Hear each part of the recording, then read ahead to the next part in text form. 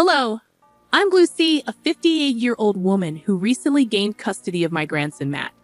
Today, I feel ready to share the challenging events that led to this point, hoping that discussing it here will boost my confidence to open up in real-life conversations. Let me start by introducing my daughter, Melanie. She's my only child and the apple of my eye. When she was just 3 years old, her father, my husband, passed away, leaving the two of us to navigate life together. Melanie was a bright and brilliant girl, and I cherished her strong work ethic, which eventually earned her a full ride to her dream college. In college, Melanie met Nain, and they married shortly after graduation. While I wasn't thrilled about the swift marriage, I kept my opinions to myself, simply wanting Melanie to experience the world independently. She received my advice to delay having children, focusing on her career. However, 2 years later, she became pregnant with my grandson, Matt. Although not entirely pleased with the timing, I couldn't deny a sense of excitement about becoming a grandmother. When Matt was born, it brought immense joy, and I couldn't wait to spoil him. Fast forward 2 years, and Melanie and Nain moved to another state for a better job opportunity. Despite my reluctance to be separated from my grandson, I understood their motives and learned to cope with their absence through Skype and regular calls. 8 years later, Gig returned, and I was ecstatic to welcome them back. During their absence, I communicated with them virtually, and when they returned, they delved into work, leaving Matt in my care for long hours. Despite my uncertainty about their work commitments, I cherished the time spent with Matt, and our bond grew stronger. Unfortunately, the situation began to unravel around Matt's 12th birthday. I always took part in grand celebrations for him, but that year, I couldn't attend due to a work trip. Despite my efforts to return on his birthday morning, I couldn't make it. In an attempt to make up for missing his significant day, I met with him the following day, saying, "Hey, sweetie, happy belated birthday." "Thanks, Grandma," he replied. "I'm so sorry I couldn't make it yesterday. I tried my best to make it back in time, but it was already 11:00 p.m. "It's okay. You made it up to me anyway." How could I not celebrate my favorite grandson's birthday? "I'm your only grandson, Grandma." Okay, you're still my favorite though.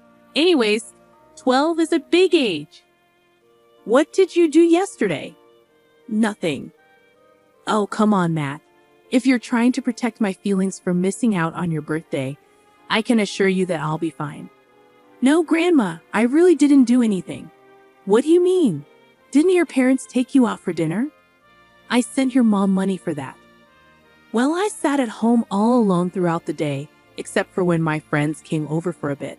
Mom and Dad came back home really late from work, so I didn't do anything." "Why were your parents working on a Saturday?" "Mom and Dad picked up extra hours because they apparently needed the money." "That's odd. The least your mom could have done was tell me that they weren't celebrating your birthday. I would have had even more money to spend on you." "Grandma, that's really sweet, but I'm already used to this." "What do you mean?"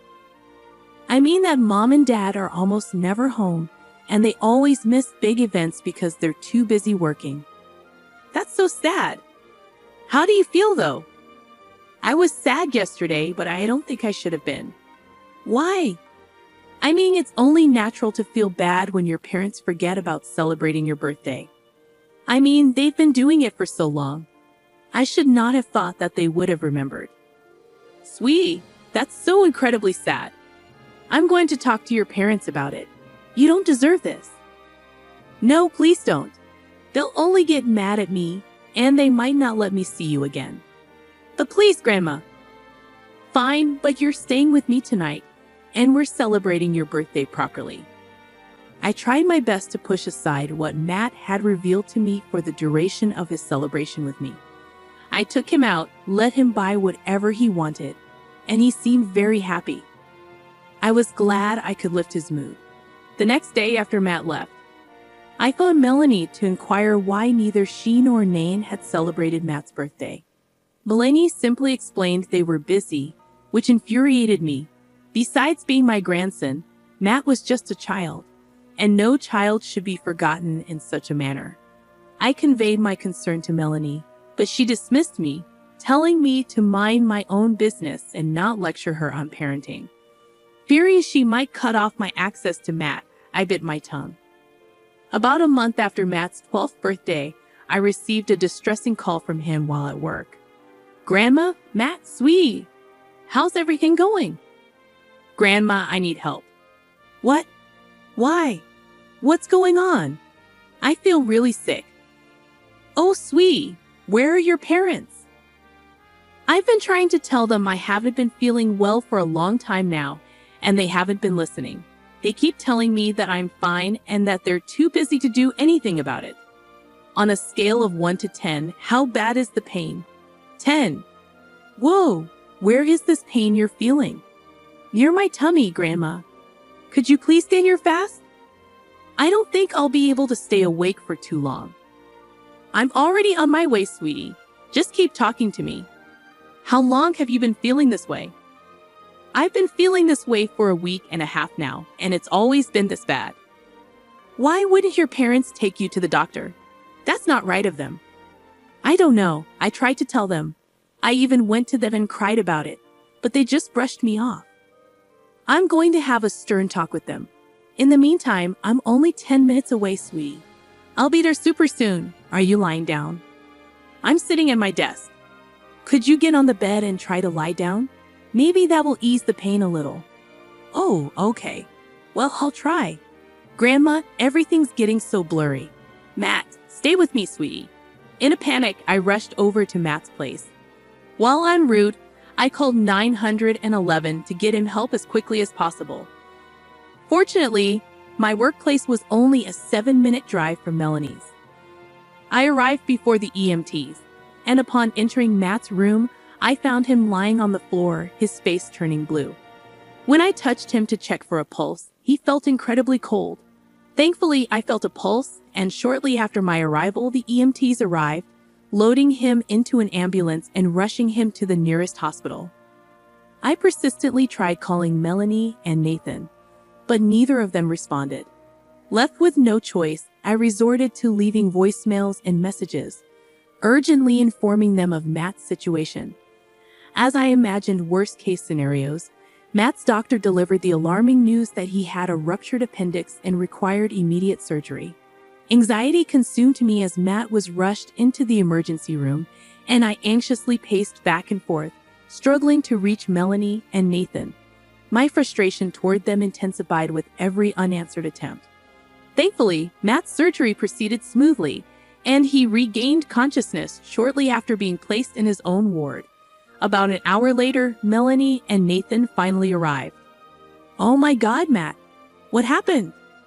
Apparently, my appendix ruptured and I needed immediate surgery. How did this happen so suddenly? Suddenly? Matt has been complaining about this pain for over 10 days. But how were we supposed to know it was this serious? Are you being serious right now? As Matt's parents, both of you should attend to every pain and illness he has, regardless of how tiny or insignificant it seems. I don't appreciate you talking to my husband that way. I wouldn't have to talk to either of you like this if you just took care of your son. Are you accusing us of being bad parents? Yes, I think I've made it pretty clear. This was your only mistake, a mistake that could have cost Matt his life if he hadn't called me. Not to mention, both of you prioritize your work over Matt all the time. We do not. Tell me that when I've been picking him up at least 3 times a week from school because both of you forgot. We're working hard to provide for him. Sure, we forget to do certain things every once in a while, but that doesn't make us bad parents. You think Matt is going to care about all the money you got him 5 years down the lane? No, all he's going to remember is how you neglected him and how your neglect almost got him killed. You are overstepping so many lines. That's it. You may be Matt's grandma, but you have no say in how he's brought up or what we, as parents, do. I want you out of his ward. But Mom, I want Grandma here. She brought me here. So I think she deserves to be here. Matt, stay out of it. Once you're nice and healed, you are going to be in trouble. Why will he be in trouble? He could have called us and told us about his pain. Instead of coming to us, he went to you. And now we're beyond humiliated and embarrassed. You can't take your feelings out on him. He's been suffering, and he reached out to the only person he knew would take his pain seriously.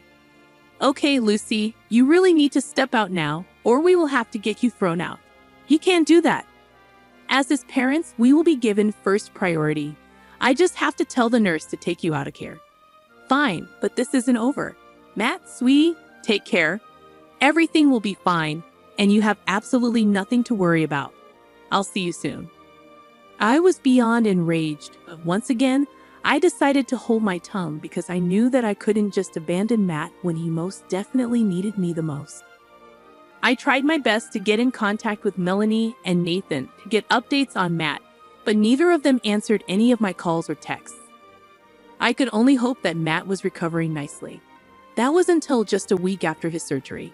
Melanie called me and asked me to look after Matt during the daytime after work until they came back home. She never addressed our last conversation, nor did she apologize for how she talked to me. I let it go because I was just happy to see Matt again. The next day, I rushed over to Matt right after work and saw him lying in bed playing a video game. There's my brave and strong man. How are you doing, champ? I could be better, I guess. Have mom and dad been taking proper care of you? Well, they left me alone all day. So what? I thought at least one of them would have taken off to look after you. It was truly a miracle that even one of them stayed with me when I was in the hospital. Oh my God, you poor child. I want out of this house, Grandma. Is there anything you can do about it? Of course. I'm your grandma, and your parents have neglected you enough for me to use my rights as your grandma to take custody of you. But I don't think that your parents will be too happy about it. Who cares what they think? They clearly don't care enough about me. I completely agree. You'll be a little busy though, and you'll probably have to go to court, and it'll be really tiring. I'll do anything to get out of this house. If I could survive my appendix bursting, I think I can handle being tired for a while. Wow. Just how much damage have your parents done? You know, one time they forgot me in another state because they got too wrapped up with their own things. Another state? Yeah, one time they surprised me with a road trip, which only turned out to be a business trip for both of them. I spent the entire time in the hotel while both of them worked. One day after their meeting was over, they simply left, completely forgetting I was even there. I had to spend a whole night at the police station, waiting for them to come back. When the police spoke to my dad, he told them he was overtired, and it was an honest mistake, so they let him go. I got yelled at afterward for not calling them. Did the police say anything to them? They spoke to my dad, and he told them he was overtired, and that it was an honest mistake, and they let him go. I got yelled at afterward for not calling them. My God, they're monsters. Do you see why I want out so bad? Absolutely, honey. Let's give you another day or two to feel better, and then I'll bring a lawyer over, and we can start discussing getting custody of you. Thank you, Grandma. I didn't think I could get any more appalled by Melanie and Nathan's parenting, but there I was, listening to just a few snippets, and I already wanted to unleash hell on them. I knew that it would not be right to get my emotions involved in this situation, so I just spent the rest of that day talking with Matt and trying to make him feel better. The next day, I took a week off work, and the first thing I did was get in contact with a lawyer. He advised me to collect as much evidence as I could about Melanie and Nathan's neglect, so I started to do that. Over the next 4 months, I got Matt on board and asked him to keep track of everything. We set up a hidden camera in his room so that every conversation was recorded. Gradually, we collected more than enough evidence, along with evidence from the past and testimonies from those involved. We had more than enough evidence to guarantee my custody of Matt. With that, I filed for Matt's custody, and Melanie and Nain were summoned to court. Of course, they did not take it lightly, and I got a very angry call from Melanie. What do you think you're doing? Oh, hi, Melanie. Do not try to be nice to me right now while you're trying to take Matt away from us. You have shown me one too many times how you neglect Matt. I don't want him growing up thinking that he's never cared for. That was one isolated incident, Mom. I've been speaking to a lawyer and to Matt.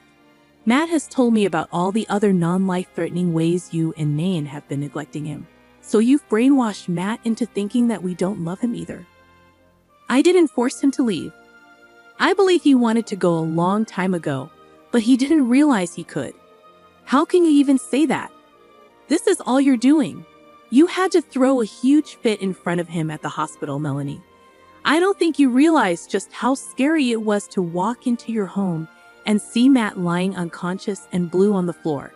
It took everything in me to remain calm and get him the help he needed. Your nonchalance about everything that happened to him is only making me angrier. We are not being nonchalant. You haven't even been paying attention to him after he had his surgery. Neither of you even took some time off to look after him. He's been home alone most of the time. Oh, shut up, Mom. We invited you over. He was not alone. I only see him after I'm done with work, which is around the afternoon. You and Nain leave early in the morning and don't even get back until late evening. He's alone for a good portion of the day, and as far as I'm concerned, that's major neglect. How do you expect us to pay off the surgery? Huh? That was only more stress on us. Are you trying to blame Matt for something he had no control over? If the shoe fits, you know what will alleviate you of all this financial stress? If you let me take care of Matt, he's my son. Your son that you do not care for. You can either make this easy, or I will drag everything you've ever done to Matt into the public. Are you threatening me? If the shoe fits, now I have to go meet with my lawyer. You have 3 days to give me an answer. Bye. I actually did plan to provide evidence of all Melanie and Nathan's neglect to our family. Nathan's family, along with their workplaces, because I saw no reason for people like them to have children. It was only a miracle that they lived close to me, so I had some form of knowledge of what was happening on the inside. Matt was upset that his parents just did not see why they were wrong, but I stood by his side and assured him that the way his parents fought was not influenced by him or any of his actions. 3 days later, Melanie and Nathan willingly gave up their custody of Matt to me. Let me tell you, I have never in my life seen someone as happy as Matt was when he found out that his parents were signing over their custody of him. Matt cried for a good 5 minutes in pure happiness. Seeing him that happy only made my heart break even more for him at the thought of what the poor child must have gone through for years before someone even listened to him. Of course, Melanie and Nain were not very nice about handing over their custody of Matt to me after the deed was done. At first, they were low-key about it, but then the family began to get suspicious of Matt never being with them. They eventually came clean about their loss of custody of Matt, but not before blaming me for ruining their family. I received numerous calls from people condemning me as a horrible person for separating a child from their parents. Despite the criticism, I chose to ignore it because Matt was my top priority. Creating a safe environment for him took precedence over dealing with those who merely sought gossip. I weathered the harsh judgments from my family, ensuring that Matt remained oblivious to the negativity. However, things took a darker turn when Melanie and Nathan started spreading the false narrative that Matt had convinced me to strip them of custody. Matt now had his own phone and number, and he began receiving texts from concerned family members questioning why he was allegedly breaking his parents' hearts. This was when my anger reached a boiling point. While I could tolerate the accusations against me, dragging their son's name through the mud was unacceptable. I decided to take action by creating a group chat for the family members who had been harassing us. In the chat, I shared a folder filled with evidence of Melanie and Nathan's neglect of Matt. After sharing the evidence, I exited the group chat and blocked everyone involved on both Matt's and my phones.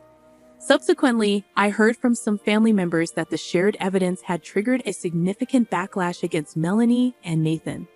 They were ostracized by the entire family, and even their employers were informed of their actions, leading to job-related consequences. While I could empathize with their situation, I couldn't overlook their cruelty and inhumanity. I chose to distance myself from any information regarding them, not just for Matt's sake, but also for my own mental well-being. Each mention of them increased my anger and blood pressure. On a brighter note, Matt has never been happier. He has returned to excelling at school and the joy in his life is evident as he frequently invites friends over. Humorously, I just about missing the quieter house before Matt moved in, but in truth, the child deserves all the laughter and smiles after everything he has been through. I am committed to protecting and providing for him, and I am confident that he has a much better handle on his life and himself, alleviating many of my worries. Thank you for taking the time to read our story.